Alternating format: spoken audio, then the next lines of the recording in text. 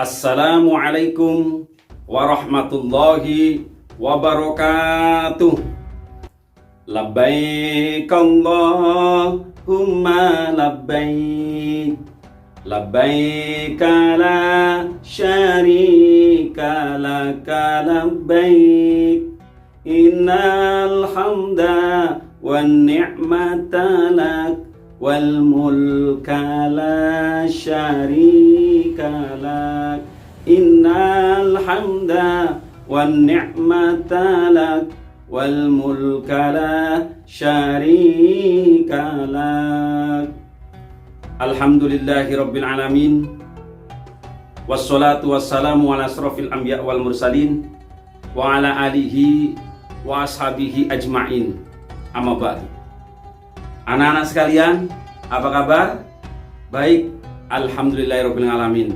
Tetap semangat anak-anak, belajar jarak jauh, tetap belajar dari rumah. Anak-anak sekalian, sebelum kita memulai materi pembelajaran pada hari ini, mari kita berdoa terlebih dahulu. Bismillahirrahmanirrahim. Allahumma la sahla illa ma ja'altahu sahla wa anta taj'alul hazna idza syi'ta sahla. Amin. Mudah-mudahan anak-anak sekalian dan keluarga di rumah, walaupun masih di situasi adanya virus corona, kita diberi kesehatan dan kesempatan untuk tetap beribadah dan juga belajar untuk mencari ilmu yang bermanfaat. Anak-anak sekalian, sebelum kita memulai pelajaran pada hari ini, saya akan perkenalan terlebih dahulu. Siapa tak kenal, maka tak sayang. Begitu kan anak? Iya betul. Nama saya Ahmad Mujai. Kebetulan saya mengajar mata pelajaran pendidikan agama Islam dan budi pekerti di SMP Negeri 3 Gombong, Kabupaten Kebumen, Jawa Tengah. Anak-anak sudah kenal kan? Oh iya, ada yang kenal, ada yang belum tentunya. Baik anak-anak sekalian, kita akan belajar pada kesempatan kali ini tentang materi dahsyatnya persatuan dalam ibadah haji dan umroh. Pelajaran pendidikan agama Islam budi pekerti kelas 9 SMP atau MTS semester 1. Anak-anak sekalian, saya yakin kalau setiap bulan Dzulhijjah itu anak-anak sudah biasa, ada yang mengantar orang akan berangkat ibadah haji, ada juga yang rame-rame sampai tasyakuran ibadah haji. Begitu anak-anak? Baik. Untuk lebih lanjutnya, kita lihat diagram terlebih dahulu, yaitu tentang dahsyatnya persatuan ibadah haji dan umroh. Jadi ada haji, ada juga umroh. Di kolom yang sebelah kiri, anak-anak bisa melihat itu ada haji. Nanti syarat wajib haji, ada rukun ibadah haji, ada wajib hajinya, ada sunnah-sunnah haji.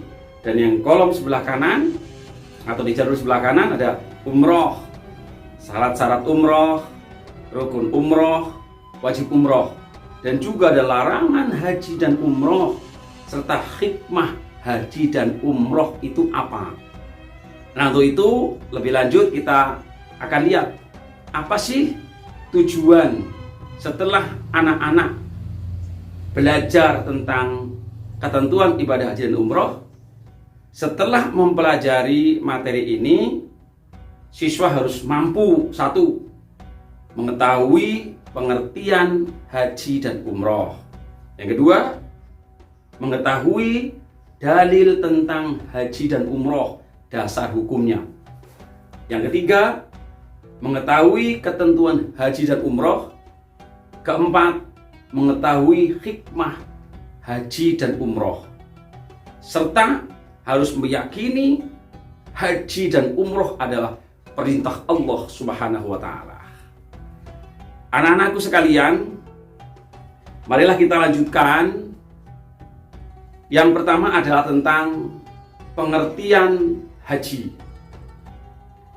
Apa sih haji? Sering kita mendengar istilah haji.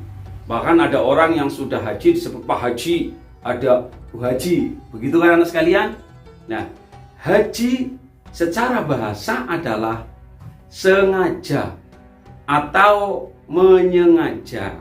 Secara bahasa, secara istilah, haji itu adalah sengaja berkunjung ke Baitullah Ka'bah di Mekah untuk melaksanakan amalan-amalan ibadah yang telah ditentukan. Itu pengertian haji. Apa anak-anak? Pengertian haji? Oh iya, betul. Lalu apa dasar hukumnya? Apakah perintah haji itu ada dasar hukumnya? Ada dalilnya? Ada tentunya. Tidak mungkin kita melaksanakan ibadah tanpa ada dasar dari Allah Subhanahu wa taala. Dalilnya adalah Al-Qur'an surat Ali Imran ayat 97. Nah, kita lihat di teks. Kita baca bersama-sama. Bismillahirrahmanirrahim. Fihi ayatum bayyinatum maqamu Ibrahim wa man dakhalahu kana amina walillahi 'alan nasi hijjul baiti man istata'a ilaihi sabila wa man kafara fa innallaha ghaniyyun 'anil 'alamin. Shadaqallahul 'adzim. Artinya, di sana terdapat tanda-tanda yang jelas. Di antaranya Maqam Ibrahim. Barang siapa yang memasukinya, Baitullah, amanlah dia. Dan di antara kewajiban manusia terhadap Allah adalah melaksanakan ibadah haji ke Baitullah di Mekah. Yaitu bagi orang-orang yang mampu mengadakan perjalanan ke sana. Barang siapa yang mengingkari kewajiban haji, maka ketahuilah bahwa Allah Maha Kaya, tidak memerlukan suatu dari seluruh alam raya ini. Al-Quran surat Ali Imran ayat 97. Anak-anakku sekalian, tadi kita sudah menyampaikan tentang pengertian ibadah haji dan umroh serta dasar hukum. Nah, sekarang kita harus tahu apa sih syarat wajib ketika seorang akan ibadah haji. Yang pertama adalah beragama Islam tentunya. Anak-anak beragama Islam. Pak Ahmad Bujai juga beragama Islam.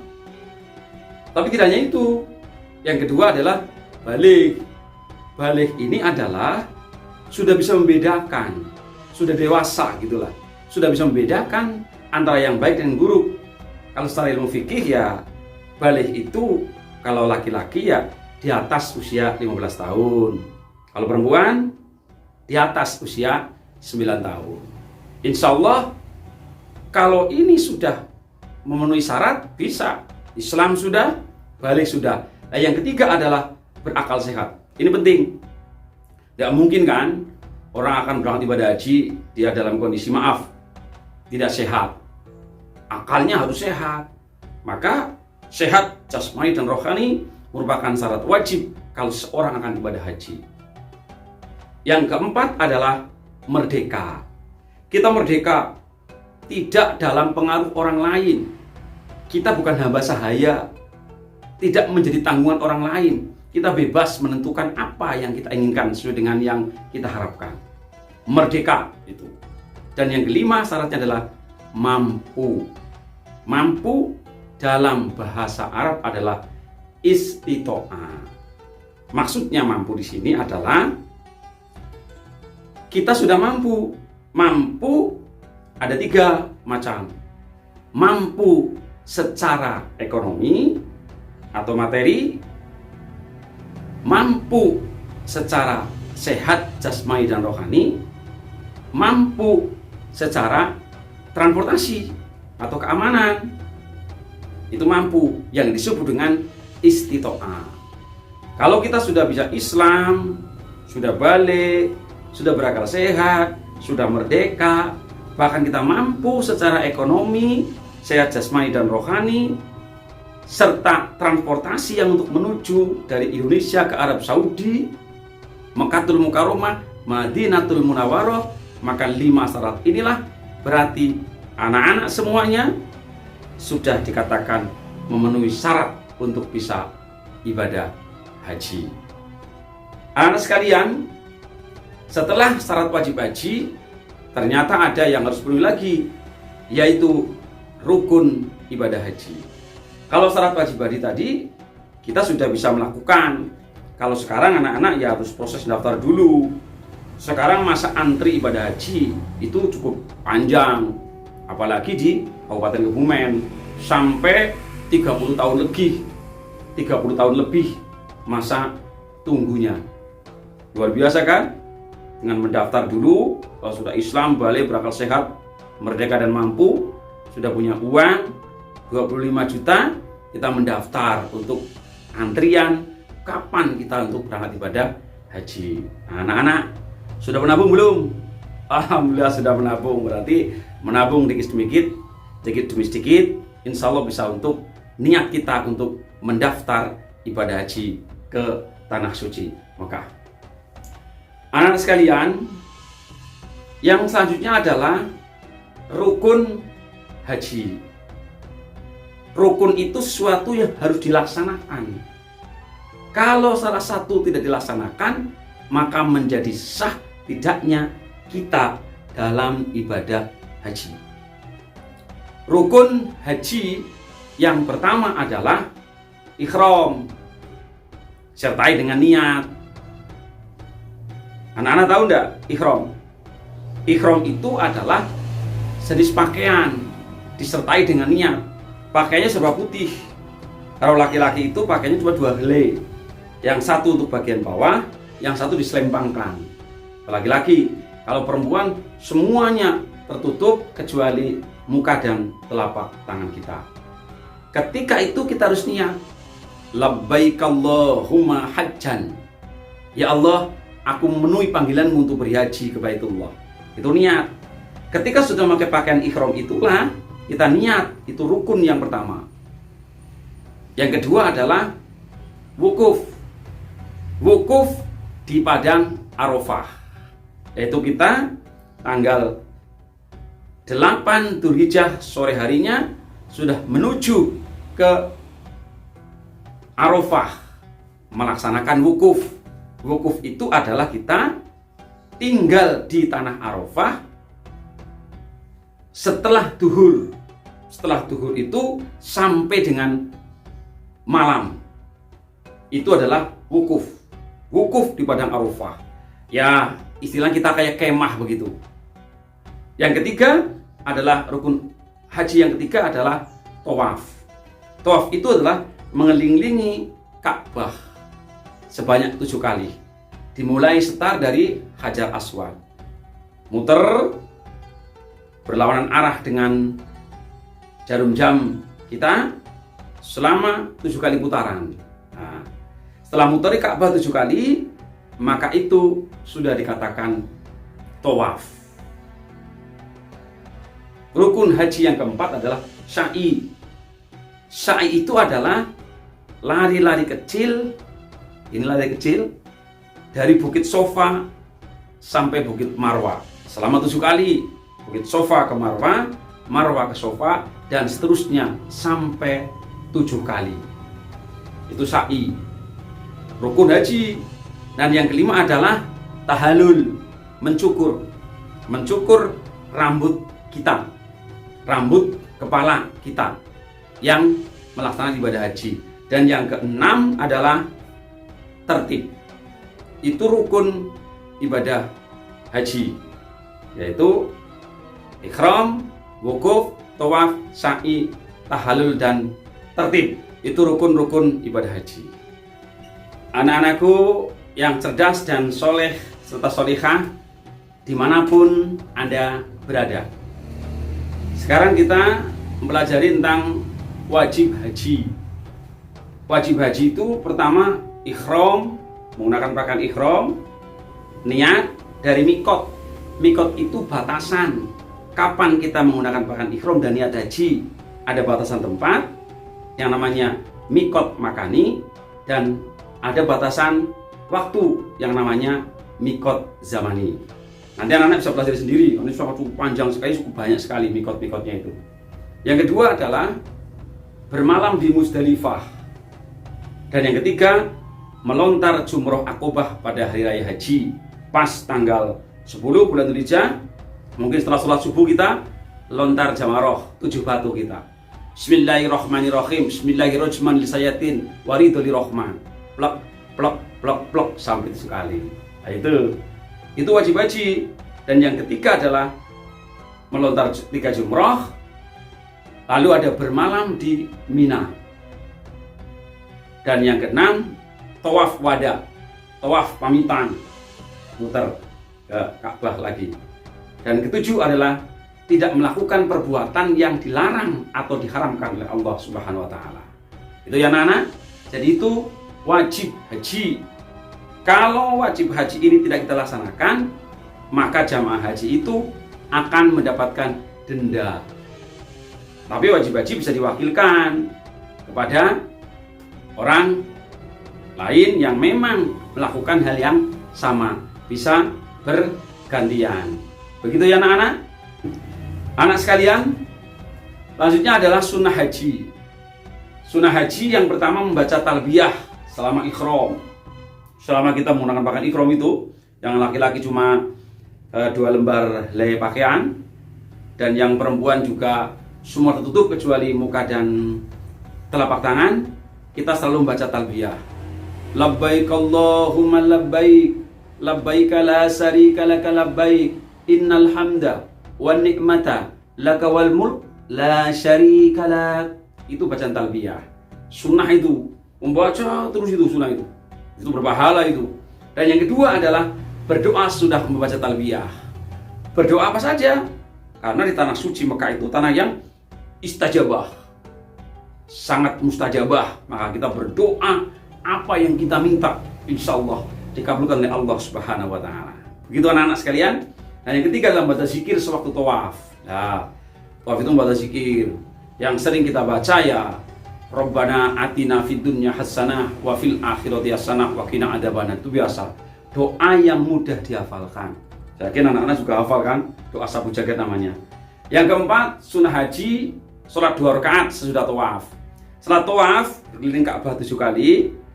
Lalu biasanya kita melaksanakan sholat 2 rakaat lengkap, lurus, atau dengan hijir Ismail. Biasanya begitu. Dan yang kelima adalah masuk ke Ka'bah. Nah, ini sunnah, tapi jarang terjadi. Dulu Pak Ahmad Mujahid juga tidak bisa masuk dalam Ka'bah. Bahkan mendekati Ka'bah saja Pak Ahmad Mujahid dulu tidak sempat. Desak-desakan banyak orang. Nah, harus tenaganya lagi kuat begini aja kita kalah orang-orang yang luar biasa tingginya. Begitu ya anak-anak, itu sunnah-sunnah dalam melaksanakan ibadah haji. Anak sekalian, kalau syarat wajib haji sudah, rukun ibadah haji sudah, wajib haji juga sudah, sunnah-sunnah haji juga sudah, ternyata kita ada denda dalam melaksanakan ibadah haji. Loh, kenapa didenda? Namanya denda. Kalau kita melanggar aturan-aturan ketika kita sedang melaksanakan ibadah haji, ketika sedang ikhram. Nah, denda-denda ibadah haji itulah anak-anak bisa dipelajari sendiri nanti, karena cukup banyak. Dabnya seperti apa, itu bisa kita pelajari. Itu ya anak-anak. Coba anak sekalian, kita bisa melihat ilustrasi berikut ini. Itu ada gambar pakaian ikhram. Lalu ada gambarnya juga pakaian ikhram itu Pak Ahmad Mujahid, gitu kan? Ada menggunakan ikhram. Lalu ada tawaf menggunakan kursi roda. Itu yang di tenda. Yang di tenda ada situasi gambar tentang di Arafah itu. Sederhana memang tendanya, seperti tenda kemah. Saya kira anak-anak itu kemah seperti itu. Nah, selanjutnya juga ada ilustrasi tentang di Musdalifah. Ada di gambar di Musdalifah itu.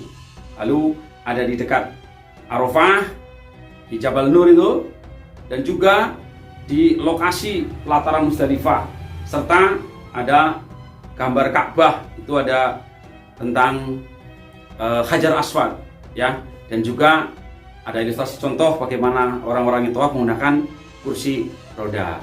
Begitu ya anak-anak sekalian, saya kira tentang haji sudah bisa dipahami walaupun sedikit. Selanjutnya adalah tentang ibadah umroh. Ibadah umroh ya sama, kita sengaja datang ke Baitullah untuk melaksanakan amalan-amalan yang tertentukan. Cuma bedanya, kalau ibadah haji itu bulan tertentu di bulan Dzulhijjah, bulan besar yang kita kenal. Kalau umroh kapan saja boleh melaksanakannya. Dasar hukumnya adalah wa'atimul hajja wal umrota lillah, dan sempurnakanlah ibadah haji dan umroh karena Allah. Al-Quran surat Al-Baqarah ayat 196. Itu ya anak-anak sekalian. Jadi rukun umroh apa? Kalau rukun ibadah haji itu ada 6, rukun umroh itu adalah ikhram, tawaf, sa'i, tahallul, dan tertib.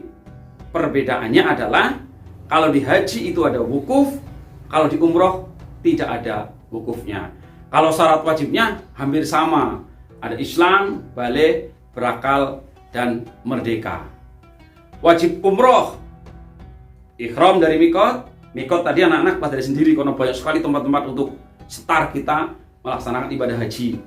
Yang kedua adalah menjauhi segala larangan umroh yang jumlah dan bentuk larangannya sama dengan larangan ibadah haji. Anak sekalian, saya yakin anak-anak sudah mulai memahami kan? Ada gambarannya sudah? Alhamdulillahirrahmanirrahim.